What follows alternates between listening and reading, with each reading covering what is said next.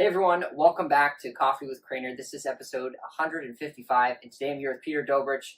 He is the president of the Private Financial Group, or PFG, as you call it online.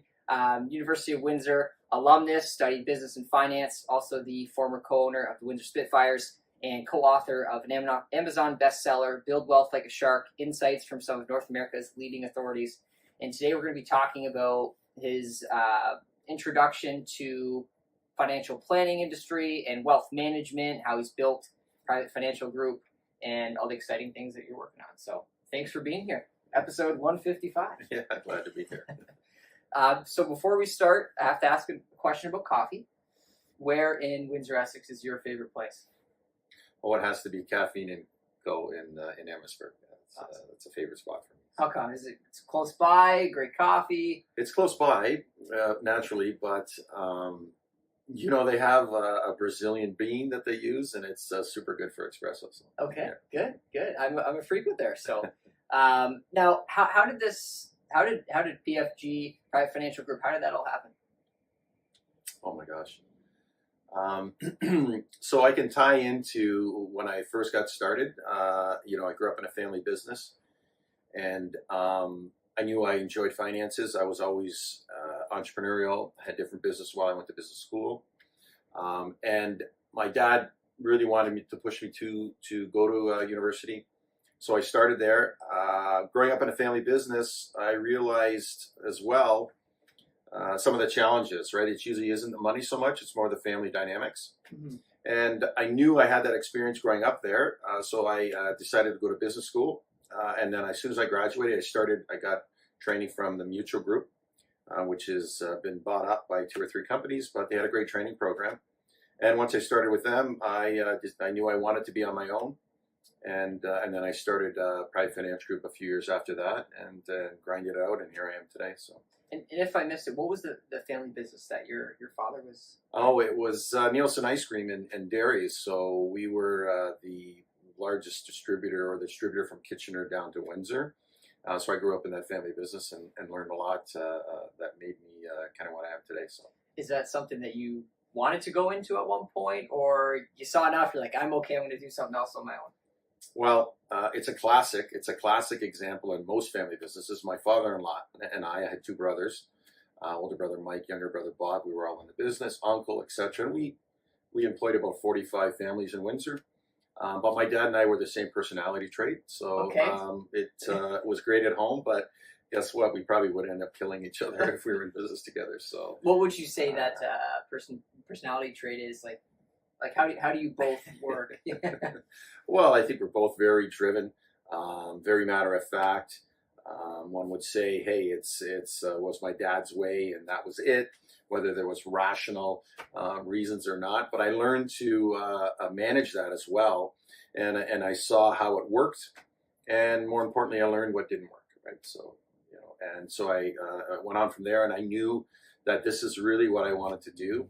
And how could I get access to family businesses and help them out based on my experience? And that's really what brought me to the financial industry. Was your father a big mentor for you? Oh, for sure. Yeah. For sure he was. Yeah, I mean, I immigrated to Canada, that story, and started with nothing and recognized what his skill set was and then just took it from there. So what I did get from him genetically and watching him was the drive and the ability to have charisma and the ability to have a vision on where you want to be, and then just making it happen. Mm-hmm. So after you graduated, you went and you got you said a mutual fund license, or no, yeah, so it was Mutual Group was okay. the name of the company. Okay. They were bought by Clerica and then Sun Life, but yeah. They had a great training program for graduates. And that's one of the things that I see. We'll talk about it after because, but when people don't get the right training and build mentorships early in their career, I think it's a mistake. So they had a great mentorship and a great training program. And then I started with Manulife Securities a year later because I could at that point be not so much a broker, but I could recommend any product to a client, right?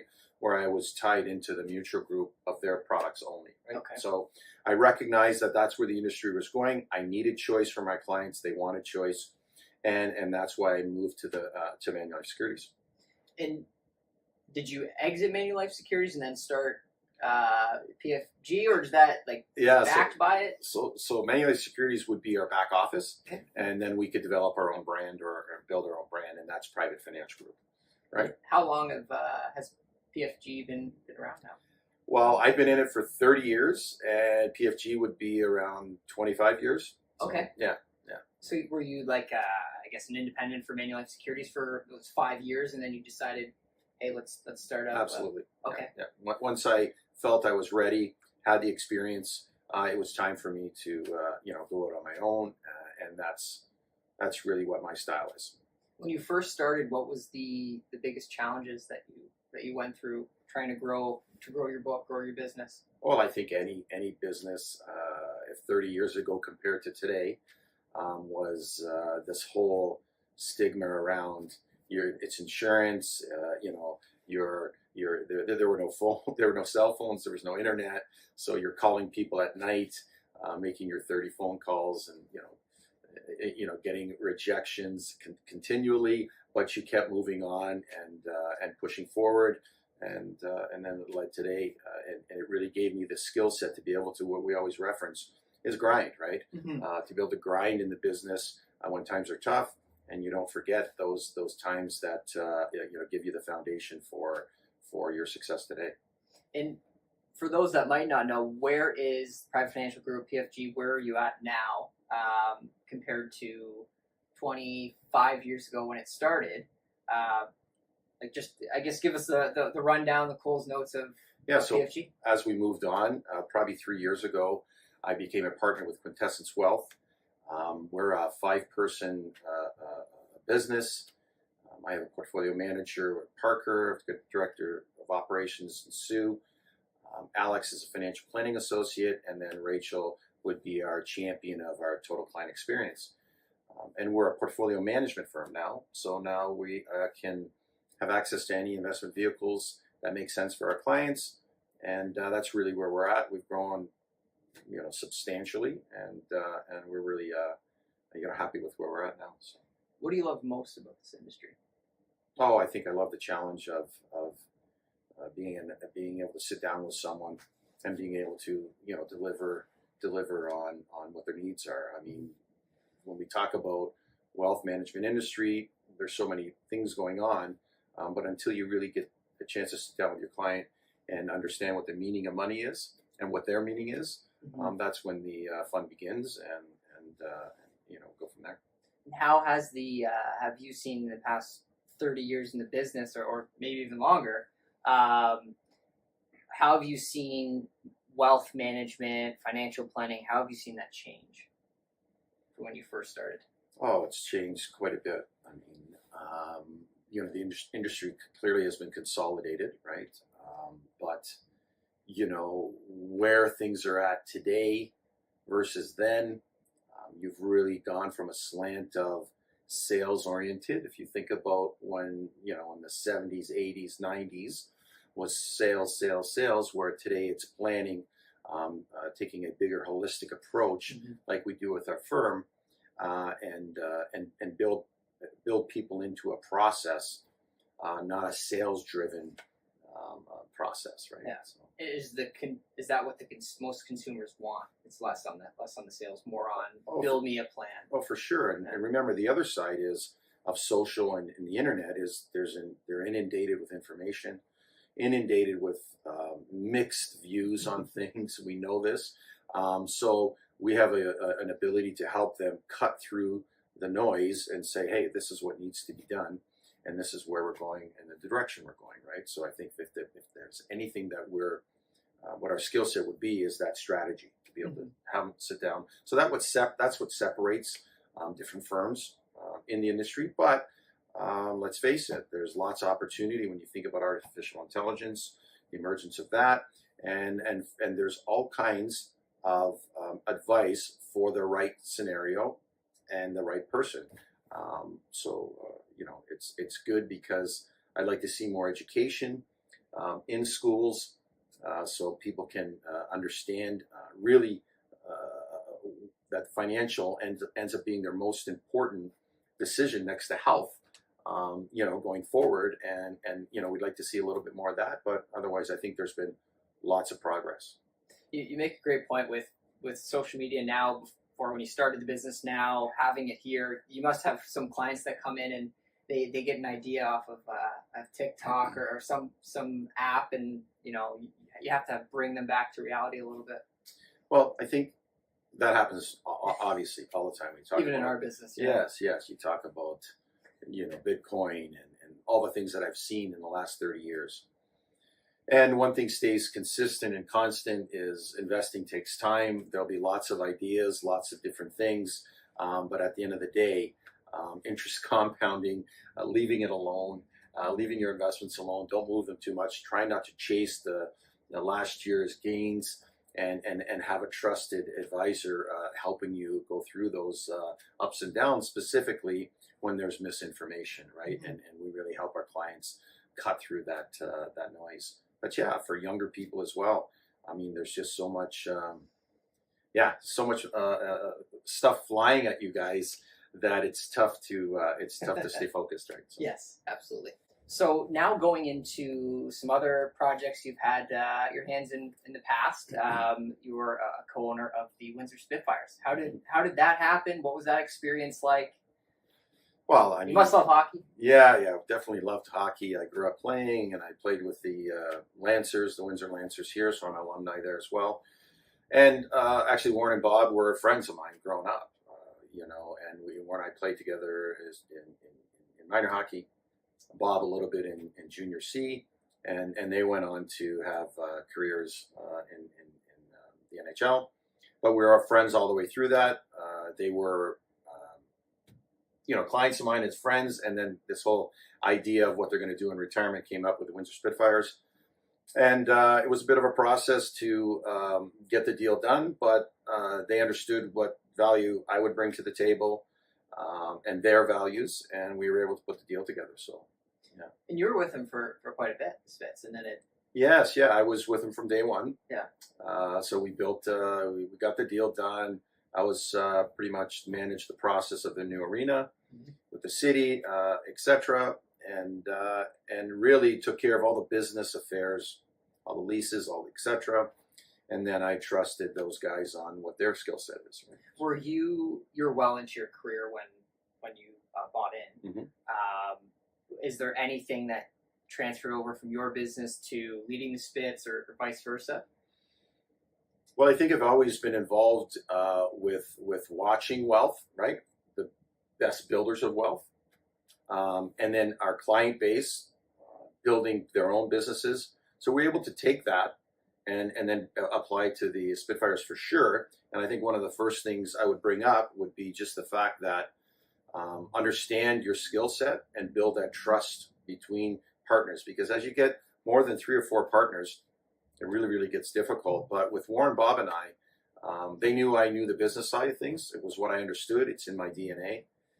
Warren was just coming off of scouting, right? So his skill set was finding the players. And then Bob was what he did well is getting them to do what they're supposed to do, and the coaching side of things. So I think they were, we early on recognized that with one another.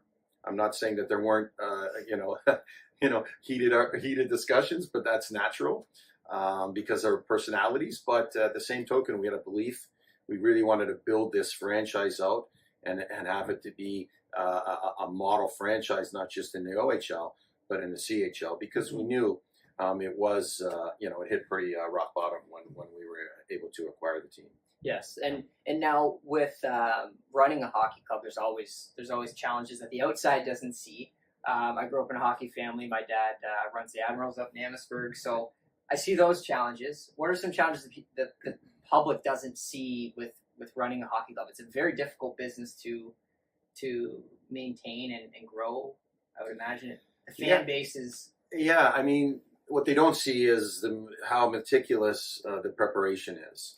when we had DJ Smith and Bob and late Bob Jones, how meticulous we were in preparation for not only just the next opponent, but practice.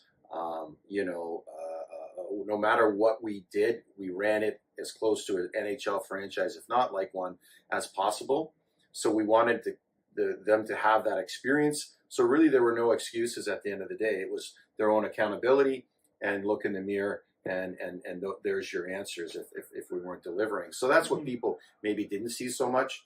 But we were very, very, very focused on rebuilding and bringing it in, elevating the experience for the player. Lots of cleanup we did there. We were part of that whole player development program that I pushed off ice, not just on ice. So we really wanted to have our Spitfire stamp on the experience for that player, and that's probably what people didn't see so much, and that's what we were pretty proud of. That was exciting to watch. I remember growing up as a kid and watching it be built up, so it's pretty cool. 2 final questions I got for you before I let you off the hook. Firstly, if somebody is looking to build a wealth management company, whether they go from working at a firm and creating their own, what would be some general advice you could provide?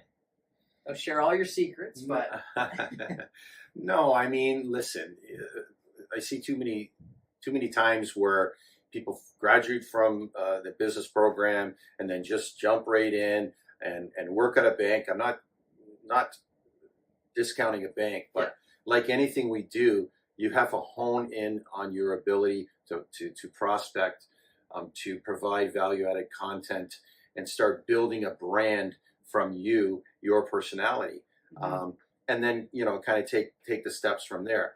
Today is a lot different than before because compensation is so much different for an advisor, and it's difficult for them to start out as an entrepreneur. Traditionally, they'd have to go start with a bigger firm and then maybe move out on their own. But don't be afraid to move out on your own. Mentor, build your skill set, and go and enjoy the results. I think that's the best way. And then your brand will come along with it. Building that brand out, making it an authority on the message of wealth management, being involved, and good things will happen. I mean, that's really what I focused on over the years. Even if I reference back to the Spitfires, we wanted to build that brand that, hey, everything wasn't relying on the scoreboard. We just want to be there because it was a great experience. Your client experience should be no different. Build the processes in your practice. Make your client experience second to none, and that brand will come along with it, right? Absolutely. And like for my business, I didn't want to start at the bank because I wanted to build something and bring my book wherever I went, right? You're at the bank, sometimes most of the time it's their contacts, and right. So and I think that's a very good point, and I bring it up frequently. Again, you can be successful anywhere. I'm talking about someone who'd like to be an independent and an entrepreneur. Okay, you're always going to have a support base or company that you'll deal with. But when you don't learn to prospect and you get handed opportunities, it's different, right? It's different than when you have to go out, do a little bit more entertaining, do the things that you're doing right now to build an awareness around yourself, versus getting handed a deal, going out, splitting with someone. There's very many people who are very successful doing that. It's not a discredit. But we talked about entrepreneurial spirit and continuing that, and to be able to go out on your own. Don't lose the early habits, good habits of, if you think about playing golf, if you don't go to the range and hone down muscle memory on hitting a ball, how can you expect? Then don't get upset on the golf course when you're not scoring as much as you like to. It's not much different in business. Hone your skill set down really early, and good things will happen. Great advice. Last question. I have a lot of young professionals that watch this podcast. For someone who's young, what would be a few pieces of advice you could share on how they can start to build their wealth at a young age? Oh my gosh, so there's so much of it. There's a ton, and I think about when I say your generation. I have a son, my three children are right in your generation, so it's a Gen Z, right? I believe so. I believe it's Gen Z. Anyhow, we won't reference it like that, but I think that's what it is. Yeah. You know, I think for you guys, it's hard. And my advice would be to have some sort of discipline to filter the distractions and all the noise that you're getting around what you should be doing or shouldn't be doing, or this or that. And you guys are used to instant gratification. Let's be honest. Oh, 100%. You get how many likes, you get this. They got you gambling online. You have all these things that you want instant gratification for. Well, building wealth is quite boring. It's yes, you can get early success, but you know, I hope that doesn't happen. You know, I hope you build some resiliency and have some challenges. When we talk about building wealth, it's just as simple as planting a tree. And let me get to my point here. You know, you put the stability bar there, and you nurture it, and away it grows, and the roots start to grow, right? Well, most people will. Can you imagine about watching the weather every single day or every 3 minutes about the success of this tree? It would be, you know, unrealistic, other than saying the tree will be fine. But most people measure their success or wealth by the fruit early. And they try and do that, where the biggest successful people in the world, their roots are so deep that it can weather most storms, if not all storms, right? And then they enjoy the tree of shade or fruit for generations. So if you can imagine moving a tree 2 or 3 times in the backyard, it's not going to last. So as you get tied up into all the stuff that you think you should or shouldn't be in, just a systematic investment plan, leave it alone. And my last 2 points would be to be able to manage these 2 emotions, greed and fear. Right? Greedy times, like one would say we're in now, which would be overvaluations of companies. And greedy times creates FOMO, right? Or what do you guys call FOMO? Fear of missing out. And it's missing out because someone talked about how much returns they got. And then there's fearful times. They're coming. And fear means when the market drops or valuation drops. We've seen it in the housing market. We've seen it in the stock market. And usually in fearful times, people panic because they don't understand what they own. Okay?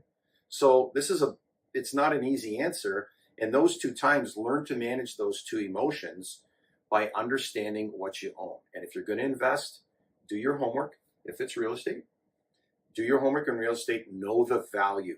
Know the value of whatever you're buying. And it helps with permanent loss of capital. We want to avoid that. There's going to be ups and downs, but we want to avoid permanent loss of capital. Know the value of the car you're buying. Know the value of the real estate.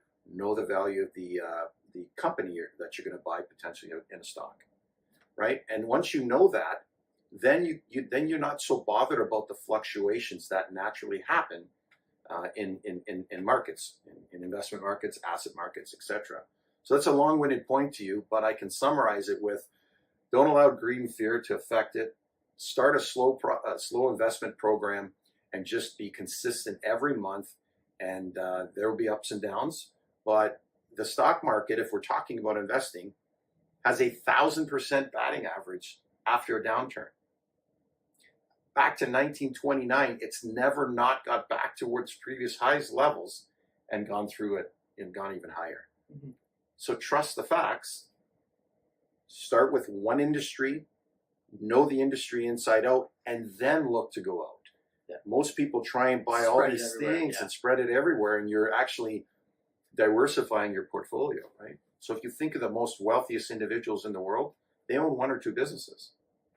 How can you understand all these other businesses while you're trying to get started, get a house, get financing, get Lyndon to help you put the program together? But you're trying to do all this stuff, and it's distracting, and it's lots of brain overload, right?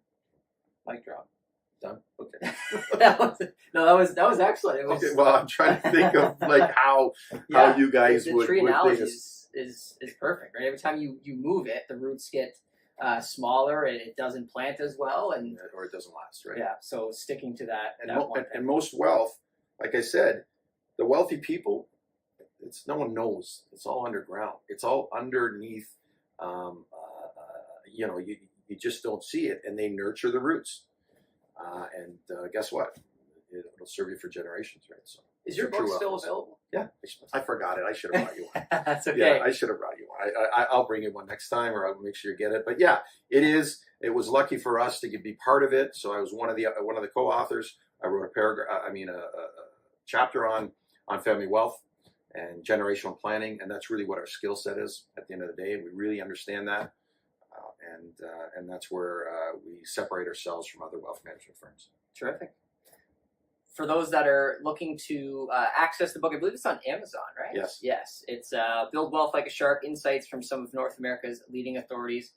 I'm going to check it out. I learned a lot from this podcast. I hope you did too. If you want to rewatch it, visit coffeewithcrainer.com. This is episode 155 with Peter Dobrich. Thank you.